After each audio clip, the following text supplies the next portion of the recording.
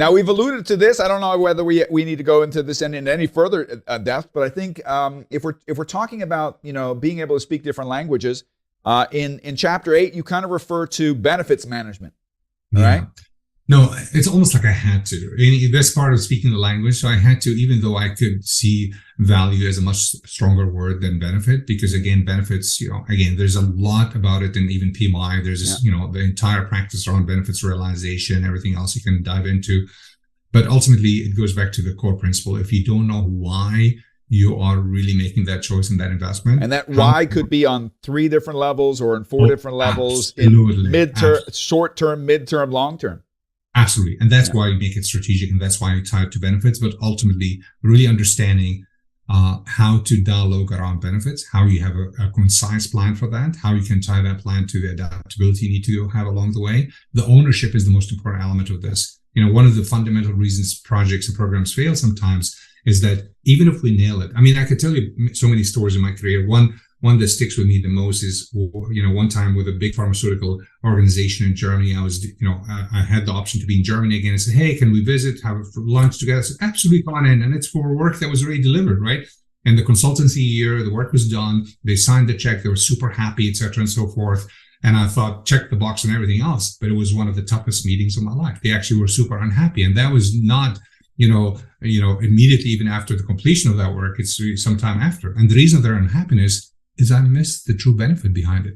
The benefit was not the outcome and the assessment and the recommendations. The benefit was, can you help us melt down the resistance we have internally with our stakeholders when it comes to that unified solution that they wanted to implement at that point in time? It was never in the statement of work, was never da-da-da. So what I'm saying here is ownership of benefit and your ownership of knowing what truly matters beyond the written words, beyond what was communicated. That's where the real leadership and the kind of new skills I need to have. I need people, including myself, who are really going to push for that and not going to be satisfied with, oh, that's what my boss said, or that's what my customer alluded to, etc. Always peeling the onion further to go right to the core. What matters the most? That's very, very powerful for our success. Yeah. I have one client PMO that I've been working with for many decades now, and they originally sold their value to upper management. It took them some time to get executive sponsorship.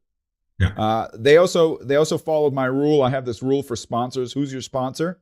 And my guideline is it needs to be a god or a demigod or a prophet, because otherwise there's no umph behind it. They actually managed to get executive sponsorship, and they actually sold. Sometimes it's the simple arguments that make you pertinent. They sold themselves to upper management. Says, you know what, we have on average 360 IT projects of various sizes per year, and they cost a certain amount of money, but we don't know what the return of investment is, and the projects end, and the project manager goes away.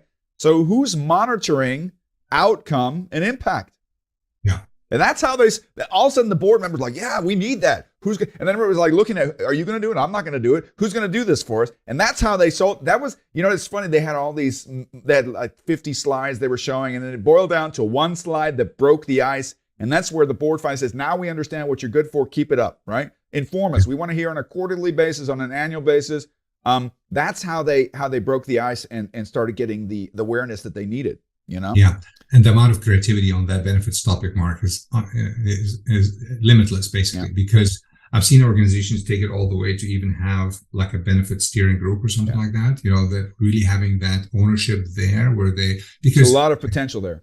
There's a lot of potential. You really want to have that thread of ownership. But again, back to, I don't want to overuse the end to end, but that's part of the journey. Yeah. The end is not the end of the investment. The end is not even the end of the program. The end ultimately is how that truly fits the bill in terms of achieving the outcomes and the value. And I would probably say as far as lateral learning, for most of the project managers that I coach on an operational level, the financial aspect is one of the most difficult things that they need to learn. I don't say you don't have to be a financial manager, but you have to know the basics.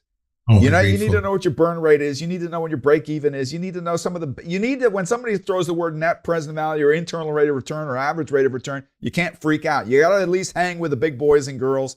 And maybe even, that you said 2 slides. If I have a good J curve that shows my return of investment, I've got everybody on board. Yeah. Now you're nailing the definition of a holistic leader. I don't need to say anything. Mic drop. Good.